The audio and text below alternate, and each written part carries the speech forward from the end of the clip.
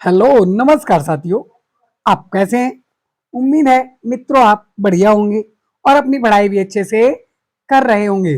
जैसा कि दोस्तों हमने 3 पार्ट में आधुनिक भारत इतिहास के 123 क्वेश्चन कर लिए थे।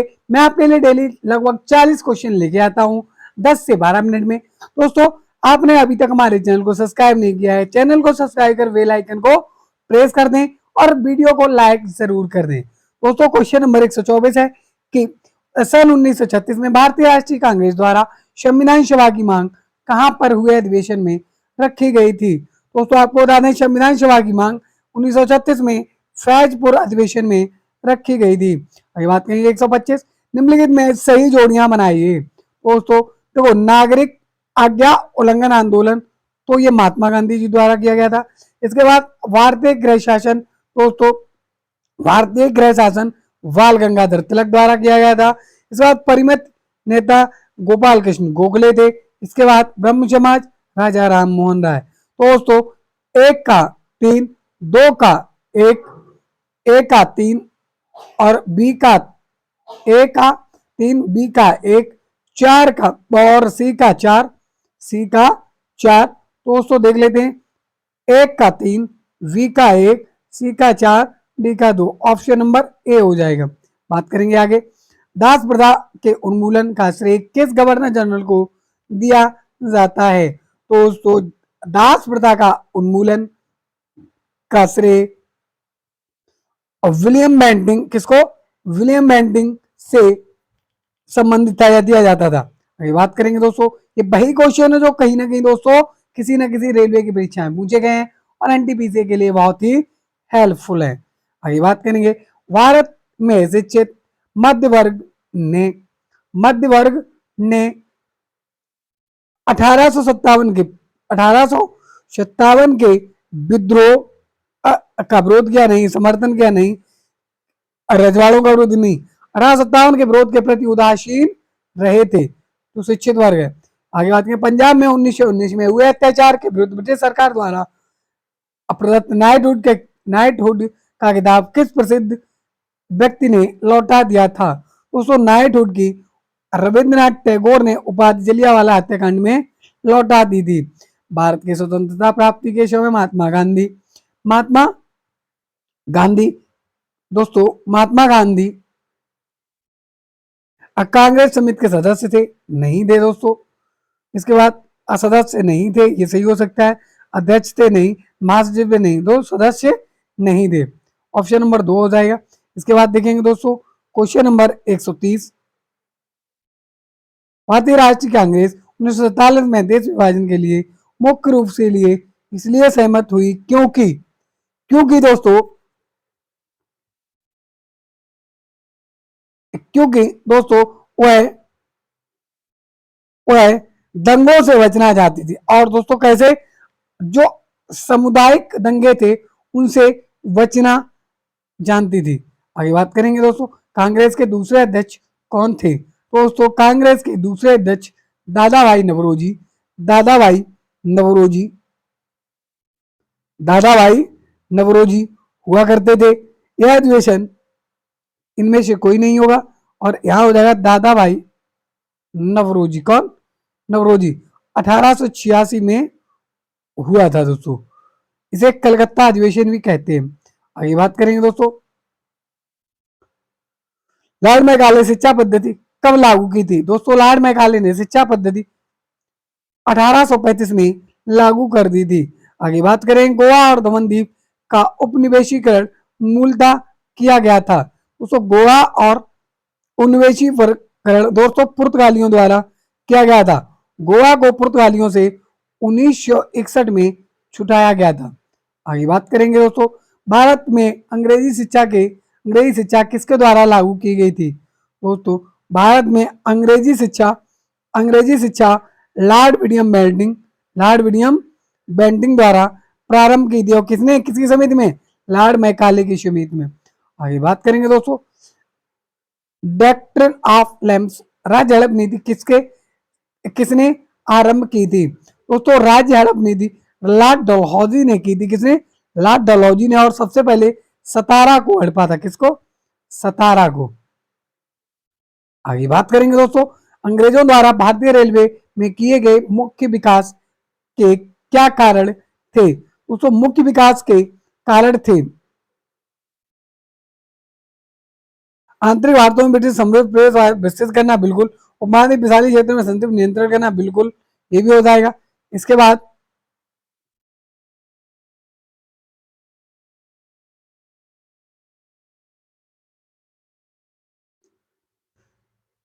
सभी सैन्य दलों को सत्ता के देश में संचालन, सही है, यानी ये चारों हो जाएंगे क्या, ये सभी। आगे बात करेंगे, वह व्यक्ति जो देशी राज्यों को प्राप्त करने के लिए उत्तरदायी था, भारतीय संघ का पद ग्रहण किया। दोस्तों भारतीय संघ का पद ग्रहण किया सरदार वल्लभ भाई पटेल। दोस्तों इन्होंने ही लठमार से सभी देशों को इकट्ठा, राज्यों को इकट्ठा कर लिया था। भारत एवं पाकिस्तान का विभाजन किस योजना के तहत हुआ था। दोस्तों ये लॉर्ड माउंटेन वेटन योजना के तहत हुआ था। किसके, लॉर्ड माउंटेन वेटन योजना के तहत हुआ था। आगे बात करें क्वेश्चन नंबर, जलियावाला जलियावाला बाग नरसंहार के लिए उत्तरदायी जनरल डायर ने को किसने मारा था। दोस्तों उधम सिंह ने मारा था। किसने, उधम सिंह ने। वीके दत्त व भगत सिंह ने सेंट्रल लेजिस्लेटिव असेंबली केंद्रीय विधान में 8 अप्रैल 1929 को बम क्यों फेंका था। दोस्तों इन्होंने बम इसलिए फेंका था क्योंकि ये स्वाभिमान दिखाना चाहते थे। क्या दिखाना चाहते थे, स्वाभिमान दिखाना चाहते थे और साम्राज्यवाद का विरोध करना था इन्हें। क्या, साम्राज्यवाद का विरोध करना था। आगे बात करेंगे दोस्तों, किस भारतीय प्रधानमंत्री का जन्म 19 नवंबर 1917 को हुआ था। दोस्तों किस भारतीय प्रधानमंत्री का जन्म 19 नवंबर 1917 को हुआ था। दोस्तों इंदिरा गांधी का जन्म 1917 में हुआ था, 19 नवंबर को। आगे बात करेंगे दोस्तों, पार्लियामेंट सुधार का उद्देश्य था। दोस्तों पार्लियामेंट का सुधार का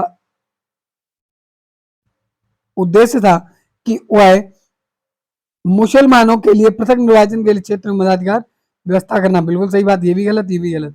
ऑप्शन नंबर 1 हो जाएगा। आगे देखेंगे क्वेश्चन नंबर 143, कैबिनेट मिशन निम्न से किसके नेतृत्व में भारत आया था। तो दोस्तों कैबिनेट मिशन स्टोफोर्ड क्रिप्स के मिशन में भारत आया था। किसके, क्रिप्स के मिशन में भारत आया था। आगे बात करेंगे,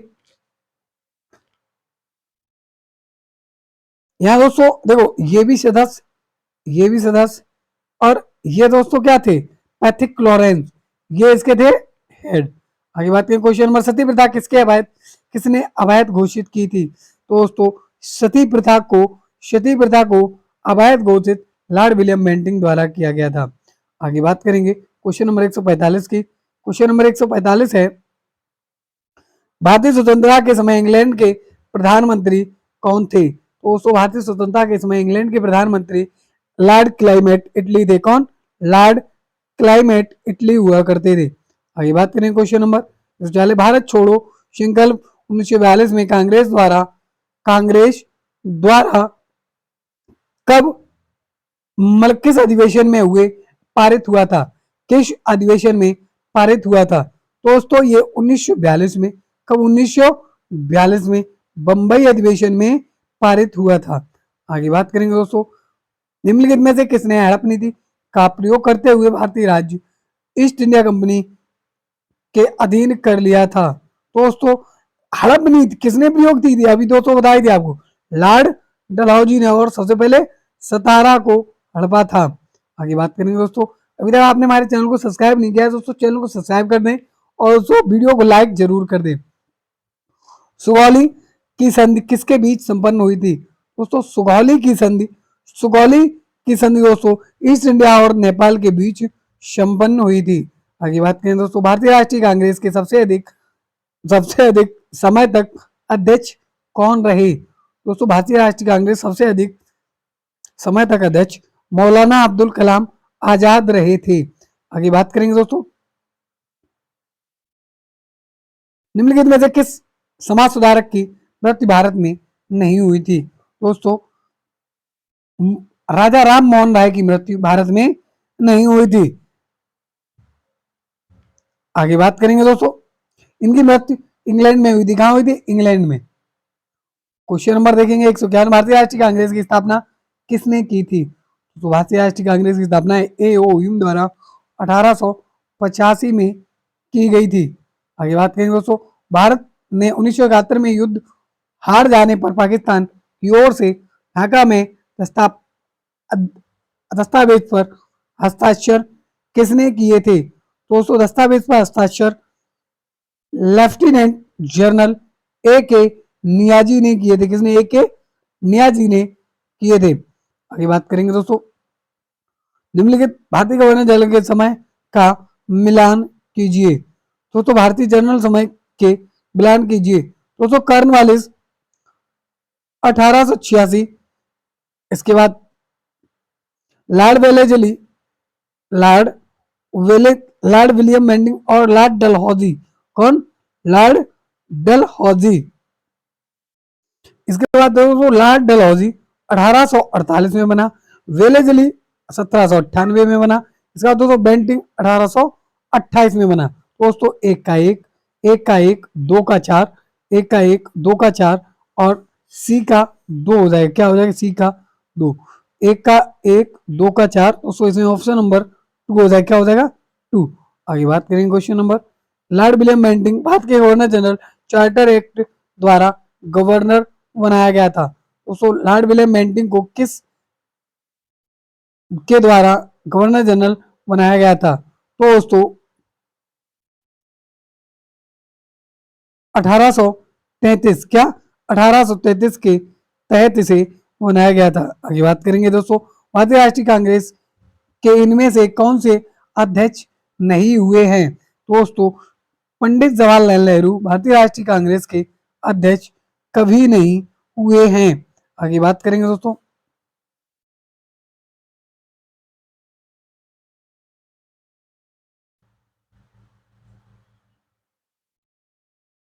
आगे क्वेश्चन नंबर,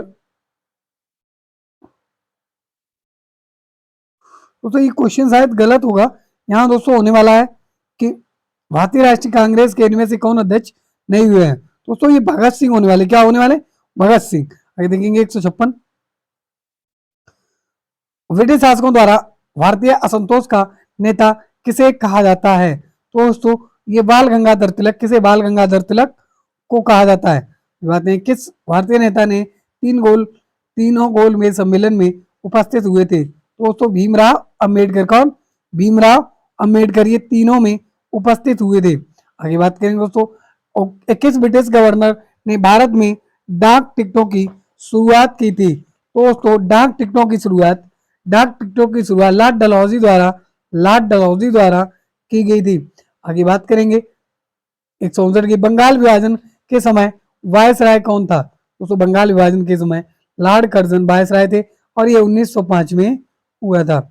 आगे बात करेंगे दोस्तों हम लोग क्वेश्चन नंबर 160 की, असहयोग आंदोलन वापस ले लिया गया। असहयोग आंदोलन वापस ले लिया गया क्योंकि दोस्तों इसमें चौरा चौरी की घटना 1922 में हुई थी। क्या घटना हुई थी? चौरा चौरी की घटना हुई थी। आगे बात करें क्वेश्चन नंबर 161 की, जलियांवाला बाग में गोली चलाने का आदेश किसने दिया था? तो जनरल ओडायर ने, जिसे ऊधम सिंह द्वारा मार दिया गया था। आगे बात करेंगे संपूर्ण क्रांति का नेतृत्व किसने किया था? संपूर्ण क्रांति का नेतृत्व तो जयप्रकाश नारायण द्वारा किया गया था। किसके द्वारा? जयप्रकाश नारायण द्वारा किया गया था। आगे बात करेंगे दोस्तों, आगे दोस्तों क्वेश्चन नंबर अगले पार्ट में मिलेंगे हम। तो वीडियो अच्छा लगा हो तो लाइक से सब्सक्राइब दोस्तों जरूर कर दें। जय हिंद, जय भारत।